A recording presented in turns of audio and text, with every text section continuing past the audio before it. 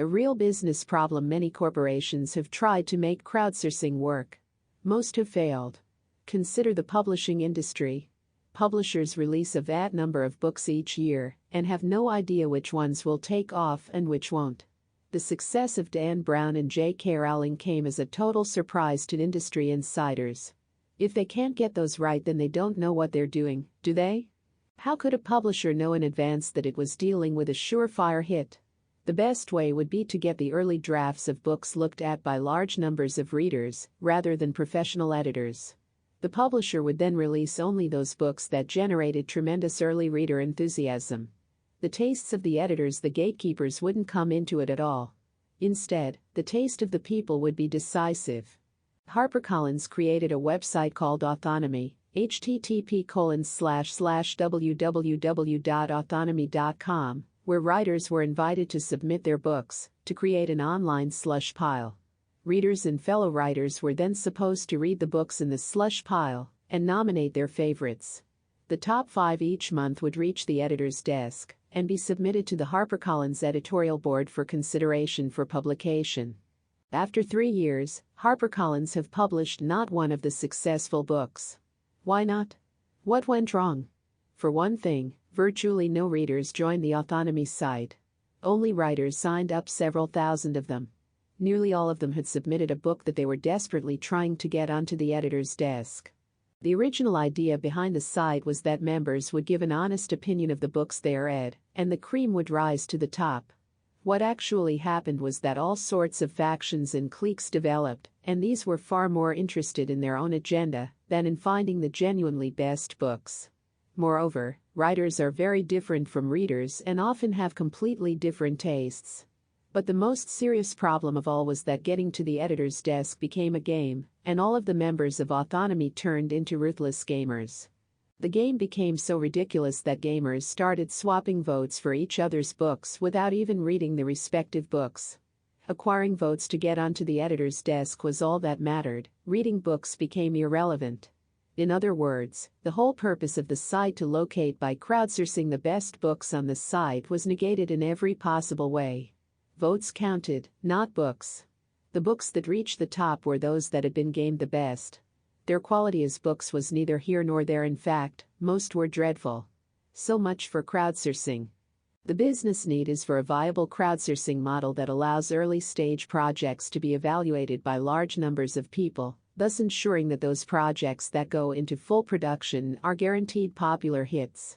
Imagine a Hollywood studio or a major publisher with a 90 to 100% hit rate. Anyone who could crack this model would be sitting on a goldmine. No one has come close so far, and HarperCollins' attempt to send it into farce. Can you think of a way to get the public involved in early-stage projects to identify the future Dan Browns and J.K. Rowlings? You can't afford to pay the public for their time because that would bankrupt you, so how could you motivate them to help? That's the key to the whole thing. Psychopathy journalist Jon Ronson has written on the topic of psychopaths, and he suggests that 1% of the population may belong to this category. Applying his psychopath checklist, he says that most CEOs of American companies should be classified as psychopaths, and he commented, "Capitalism at its most ferocious is a pure expression of psychopathy." He could equally have said psychopathy was all too apparent in leading military commanders, police chiefs, stock market traders, top lawyers, media moguls, religious leaders, and politicians. Many of the people who get to the top do so precisely because they are psychopaths, hence are not restrained when it comes to using the disreputable, sleazy, and vicious tactics that often accompany stratospheric rises. In our world, almost anyone who gets to the top should be considered mentally disturbed. The system is mentally disturbed because the people who run it are mentally disturbed. They are psychopathic wolves. Bohemia was a historic kingdom in what is now the Czech Republic. Gypsies from that area traveled around Europe. They were outsiders, strange, different, and exotic. The term Bohemian came to be applied to artists and writers who looked and behaved unconventionally, and to unconventional people in general. Bohemia is a good description for the new spiritual state of autonomous, self-creating and self-defining individuals that the Illuminati wish to build. It's time for a Bohemian revolution, a Bohemian Rhapsody. Becoming Thomas Aquinas said that hell is where you go when you're not becoming the person God wants you to be. Illuminism says that hell is where you are when you're not becoming the person you want to be. And ultimately you want to be God, so Aquinas is right, but for entirely the wrong reasons. History. When history comes calling, you must not be found wanting. We dislike Muslims intensely, and indeed all Abrahamists, but we applaud all of those involved in the Arab Spring, who had the guts to get off their asses and fight. They were not found wanting. They found their courage. Many died, and still the others went on. The Arab Spring is monumental because it presages a Muslim enlightenment. The Arabs rose up against dictators and tyrants. Soon, God willing, some of them will turn against the supreme tyrant Allah. Muhammad will be denounced as a false prophet, and many Muslims will at last embrace reason and light, just as many Europeans did at the birth of the modern world. But our world is not in fact modern. Most of it is as backward as the world of the ancient Jews tramping around in the desert, concocting their fantastic delusion that they were the chosen people of the creator of the entire cosmos. What a sad and pathetic God he would have to be if you were preoccupied with a bunch of ranting and raving bearded Jews wearing funny hats, with strings dangling from their midriffs. The dialectic is in motion. The Islamic Enlightenment is long overdue. When hands are raised against human tyrants, they can be raised against divine ones too. If the Arab Spring was about freedom, then Muslims must be free of Allah, Muhammad and the Quran. Islam is a slave morality and a religion for slaves. The word Islam means submission. We say to all Muslims it's time to get off your knees and stand up straight like human beings. Where's your dignity? Where's your self-respect? Are you dogs or humans? Do not be timid towards the world, be bold. Do not submit to the world, dominate it. Better a wolf than a dog. Better a shepherd than a sheep. Better Socrates dissatisfied than a pig satisfied, as J.S. Mill memorably said. The Platonic future the world was ruled from the beginning by wolves. All monarchs have been wolves.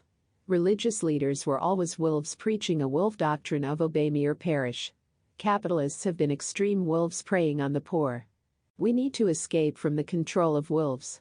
We need Platonic philosopher kings and guardians. Unlike Plato, we now have an immense battery of psychological tools at our disposal to identify benevolent rulers and distinguish them from the selfish psychopaths who want to exploit humanity for their own ends. We can create a philosopher king psychological template. Let's imagine that John F. Kennedy really was a Camelot figure and had come from an entirely meritocratic background, rather than one of extreme wealth and privilege, i.e., imagine an idealized version of the flawed reality.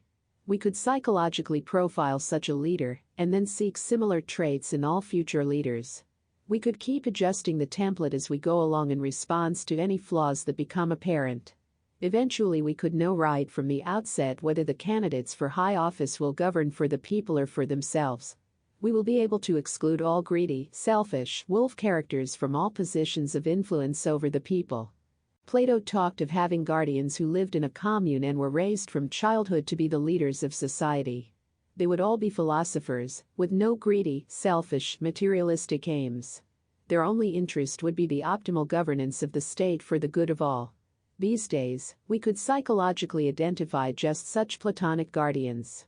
Equally, we could subject all of the political, banking, regulatory, business, stock market and economic leaders who brought the world to the brink of the financial catastrophe to psychological tests, and create profiles of those who must never again be allowed anywhere near the levers of power.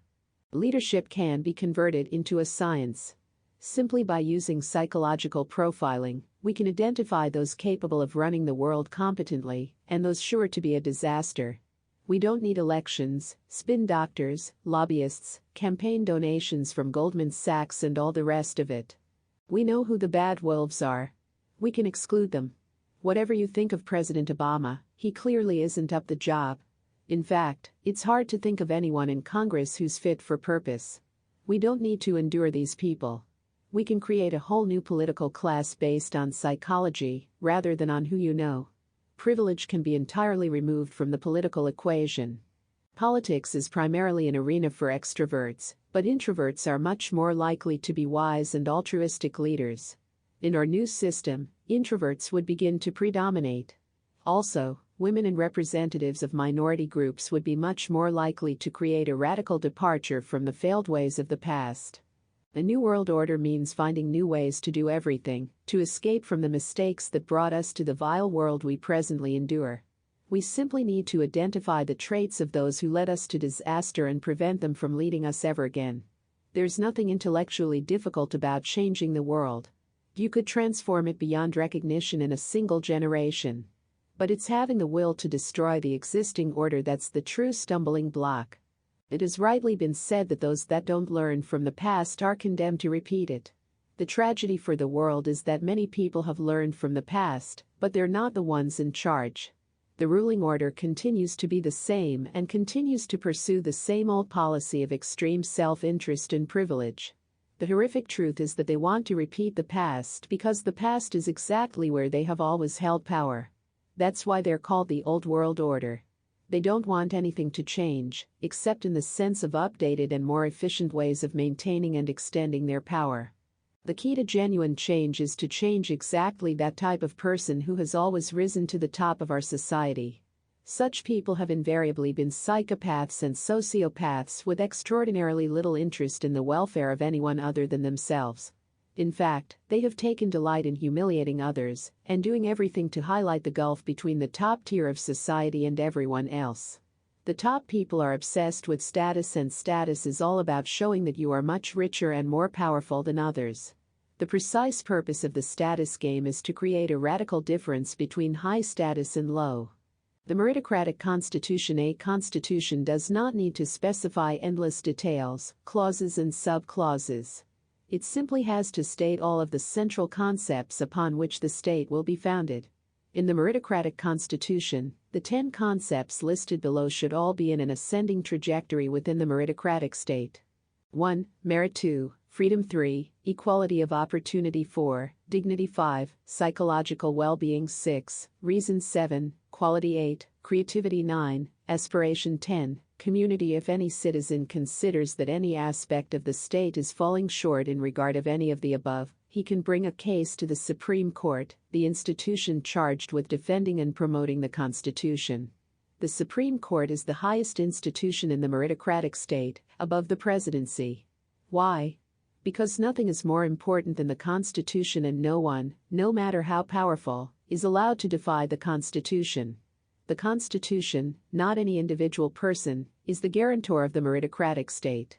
It must be stressed that the Supreme Court is a philosophical court, not a legal one.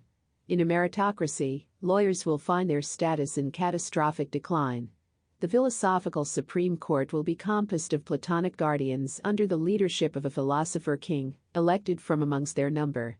The function of the philosophical Supreme Court is to constitute a kind of living embodiment of the Platonic forms of absolute standards. The guardians will never be perfect, but they will be the best thinkers humanity has to offer. None of them will be rich.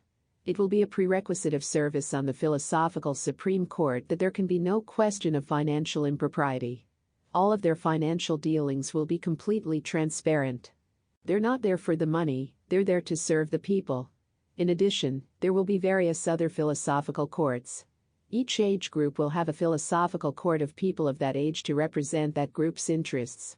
So, there will be a court for teenagers, for 20 to 29, 30 to 39, 40 to 49, 50 to 59, 60 to 69, 70 to 79, 80 to 89, 90 plus. Minority groups can have courts, if they so desire. Everyone should feel that one court or another speaks for them.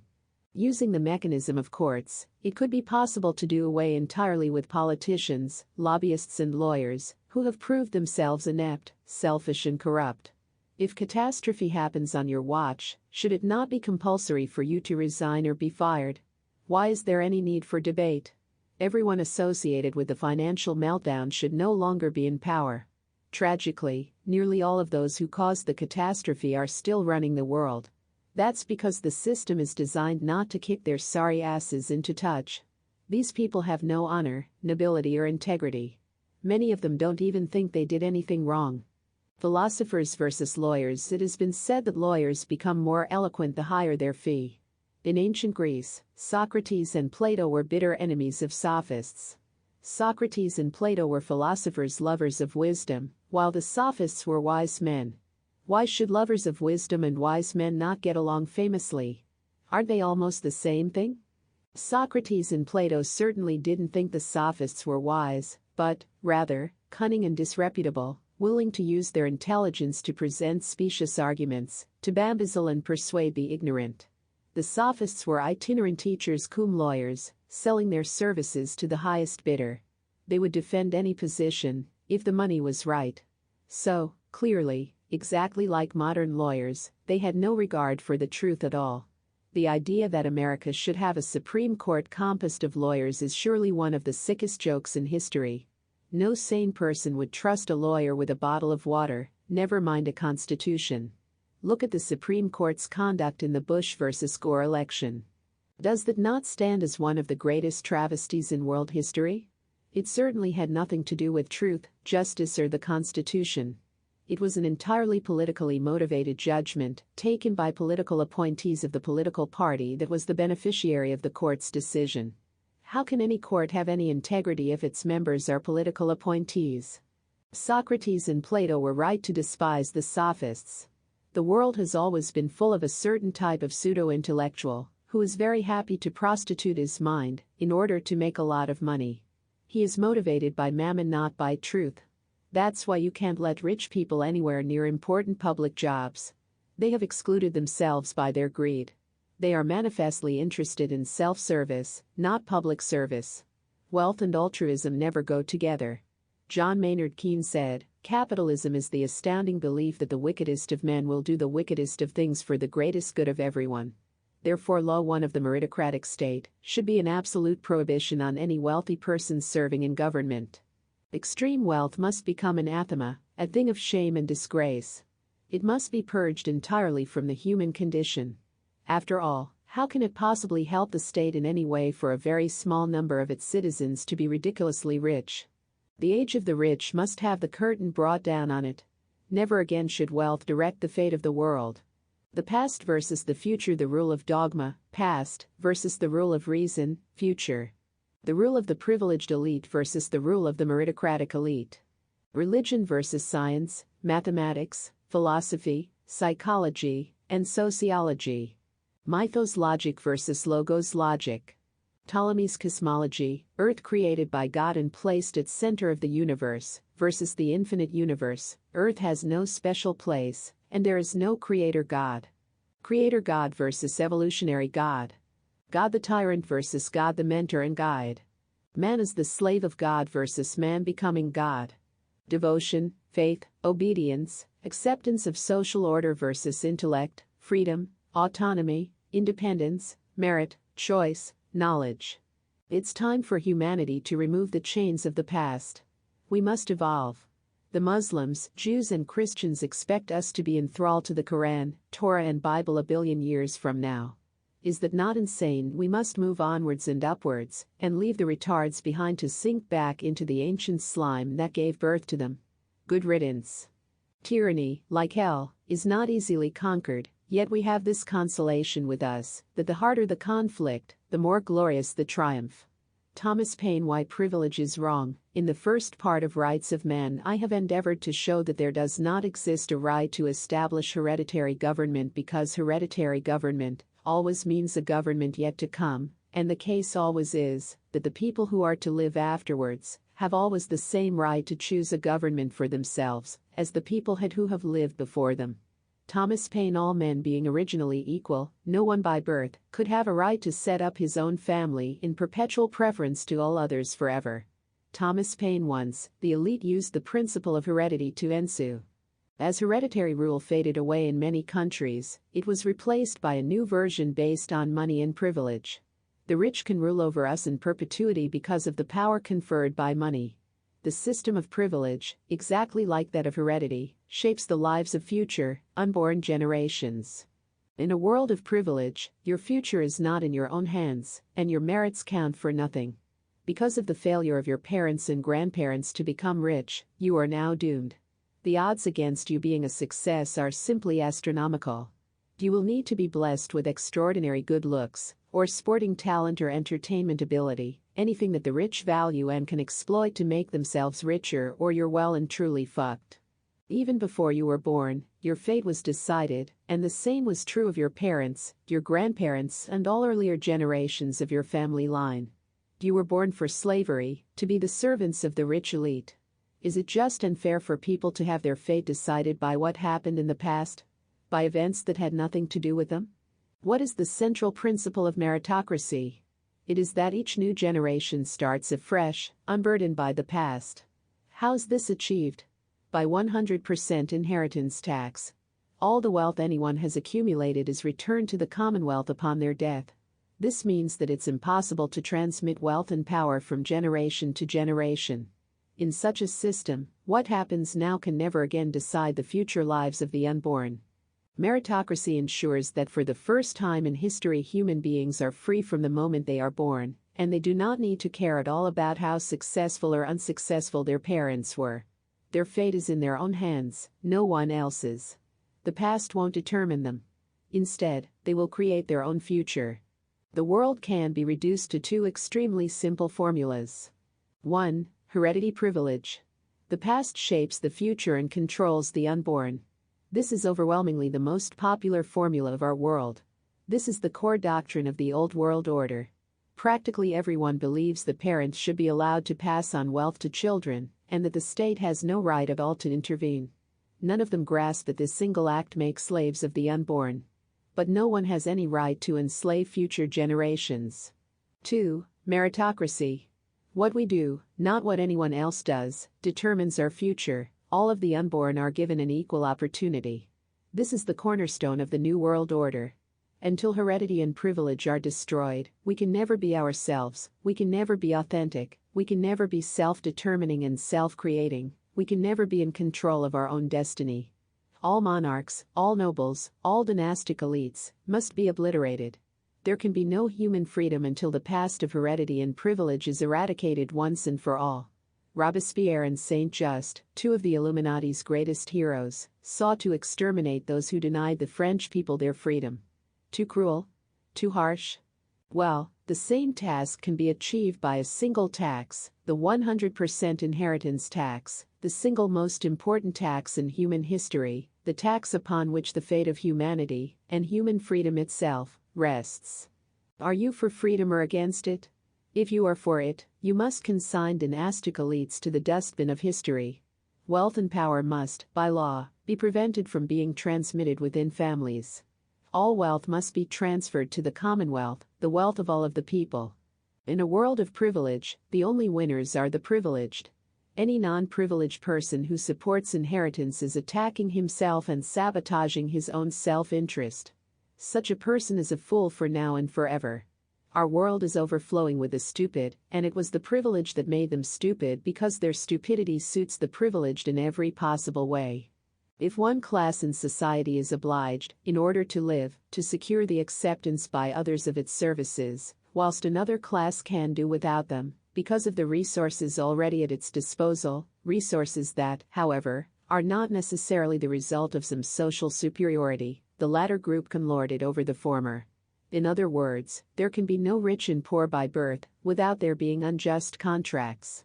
Durkheim, the question whether one generation of men has a right to bind another, seems never to have been started either on this or our side of the water.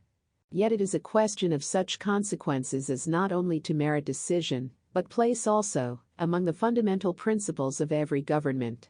The course of reflection in which we are immersed here on the elementary principles of society has presented this question to my mind, and that no such obligation can be so transmitted I think very capable of proof. I set out on this ground, which I suppose to be self-evident, that the earth belongs in usufruct to the living, that the dead have neither powers nor rights over it. The portion occupied by an individual ceases to be his when himself ceases to be, and reverts to the society. If the society has formed no rules for the appropriation of its lands and severalty, it will be taken by the first occupants. These will generally be the wife and children of the decedent. If they have formed rules of appropriation, those rules may give it to the wife and children, or to some one of them, or to the legatee of the deceased. So they may give it to his creditor. But the child, the legatee, or creditor takes it, not by any natural right, but by a law of the society of which they are members, and to which they are subject. Then no man can, by natural right, oblige the lands he occupied, or the persons who succeed him in that occupation, to the payment of debts contracted by him.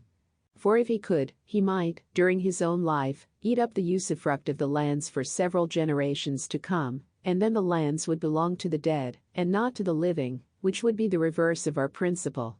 Thomas Jefferson. Year zero equals the end of privilege, the start of human freedom and merit.